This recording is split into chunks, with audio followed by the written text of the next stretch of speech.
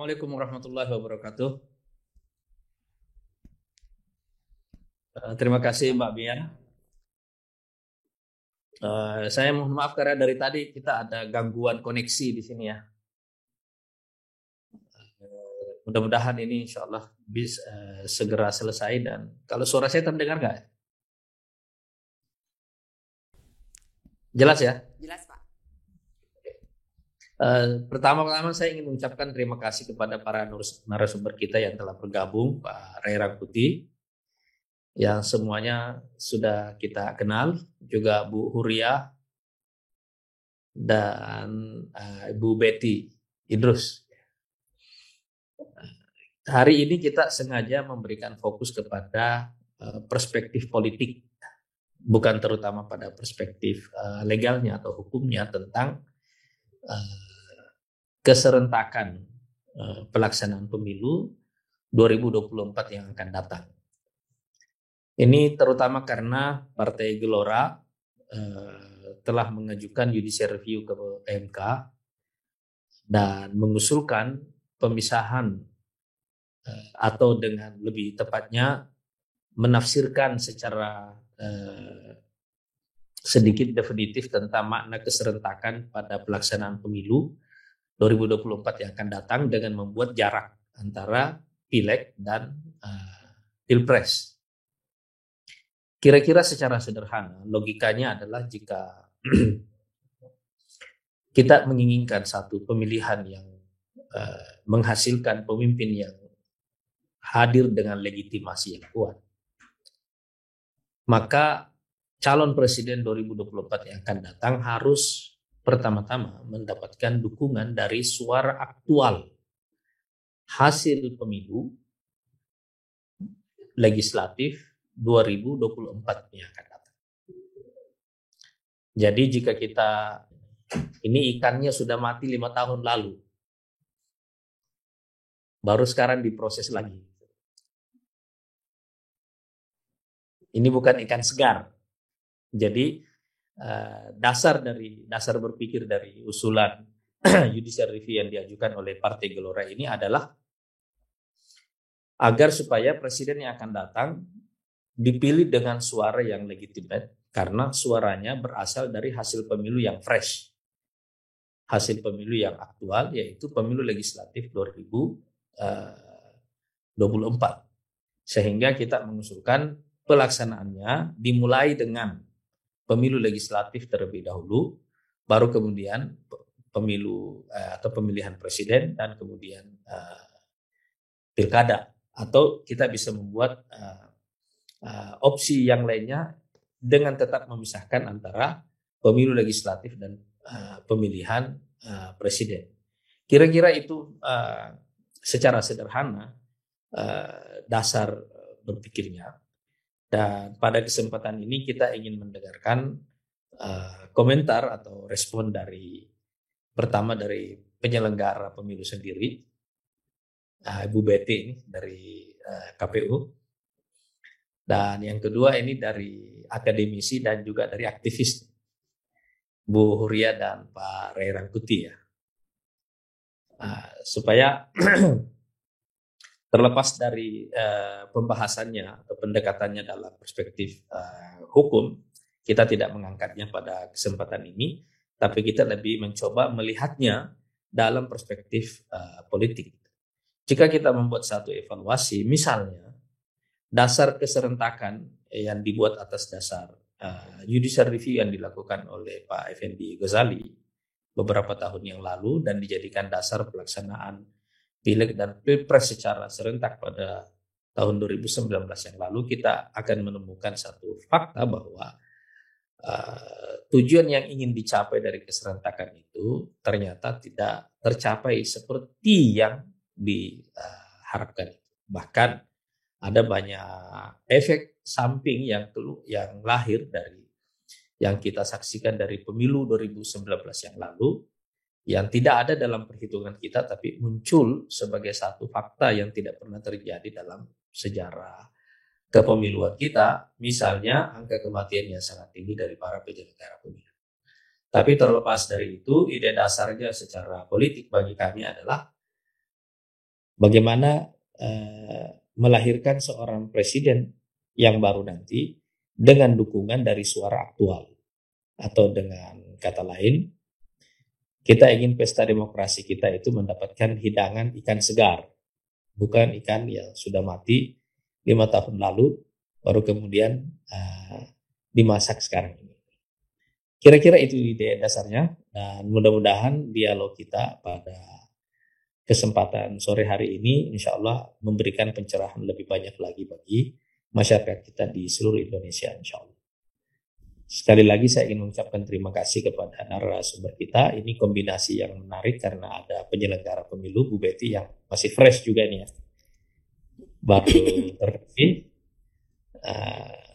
Kemudian mudah-mudahan insya Allah pemilunya jalan sesuai jadwal ya. Karena tahapan pemilunya belum ditetapkan Bu ya.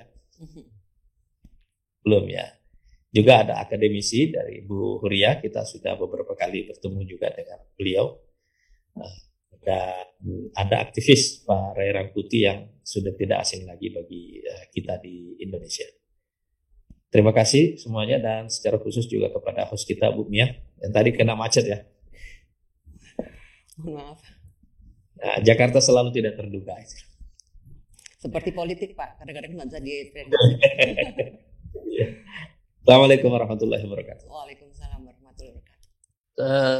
Saya jawab dulu pertanyaannya Pak Ray Rangkuti ya. Dari akhir tahun yang lalu saya mengatakan bahwa secara berurut Partai Gelora akan mengajukan 3 judicial review.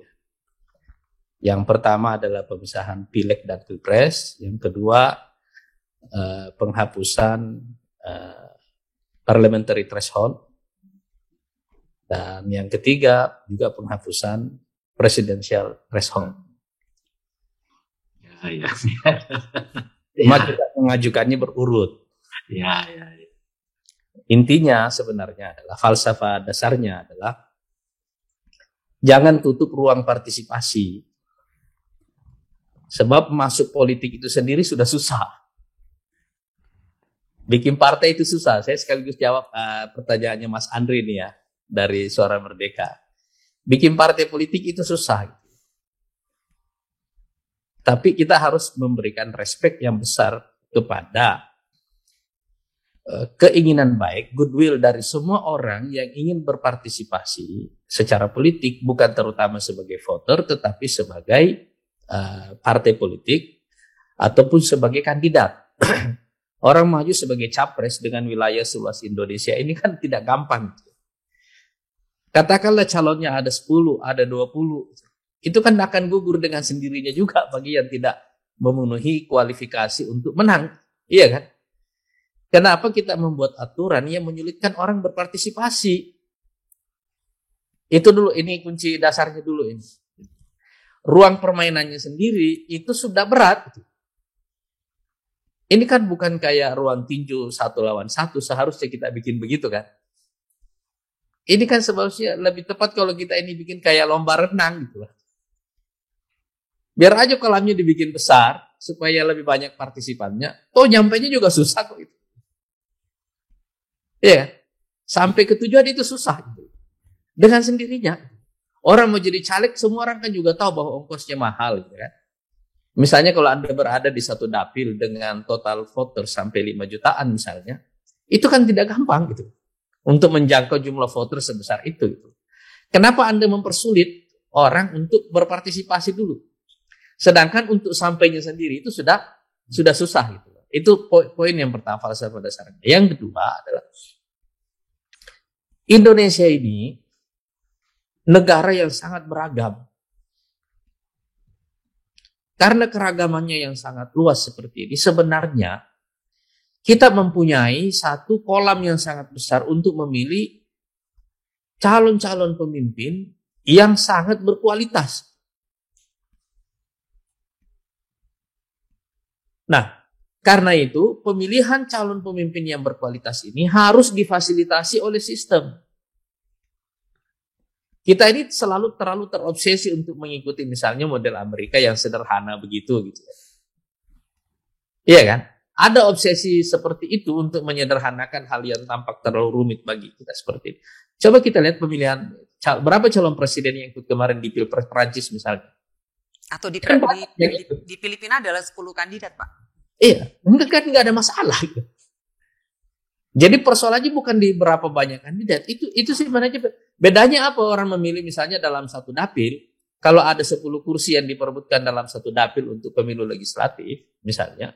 Ada 10 partai politik yang ikut. Kira-kira kan ada 100 peserta, ada 100 kandidat. Iya kan? Kalau setiap partai mengajukan 10 calon. Iya kan? Kita kalikan dengan 10 partai yang ada, itu ada 100 kandidat. Jauh lebih rumit orang memilih calon anggota legislatif dibanding calon presiden. Calon presiden berapa sih yang maksimum yang akan ikut? Kan juga kita nggak punya bayangan juga bisa sampai 20 orang yang akan ikut. Ya. Andaikan pun dihapus seperti itu. Toh misalnya kalau kita membuat peraturan misalnya bahwa mereka yang yang disebut sebagai pemenang adalah yang dapat 50% suara misalnya. Toh akan ada putaran kedua, itu akan terseleksi dengan sendirinya.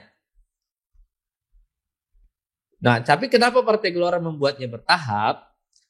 Dengan asumsi bahwa penolakan dari MK terhadap gugatan 0% untuk presidensial threshold ini sudah banyak, maka kita mulai dari pemisahan dulu.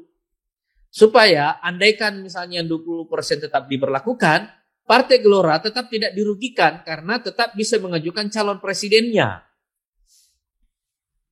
Jadi kalau misalnya undang-undangnya presidensial threshold-nya tetap 20%, tapi ada pemisahan, maka kita di Partai Gelora bisa mengejar bagaimana caranya bisa dapat tiket penuh atau paling tidak setengah.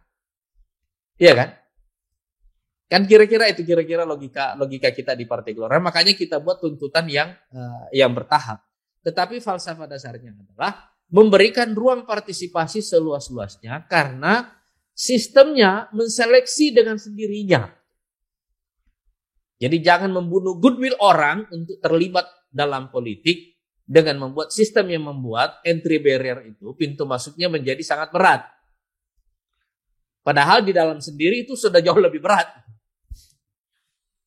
Nah, karena itu kita dengan melihat dengan semangat inilah kita mengajukan judicial review secara bertahap. Kalau ini nanti insya Allah dikabulkan, kita akan mengajukan judicial review yang kedua, yaitu menghapuskan parliamentary threshold. Itu dikabulkan lagi, kita majukan lagi insya Allah untuk presidensial threshold juga kita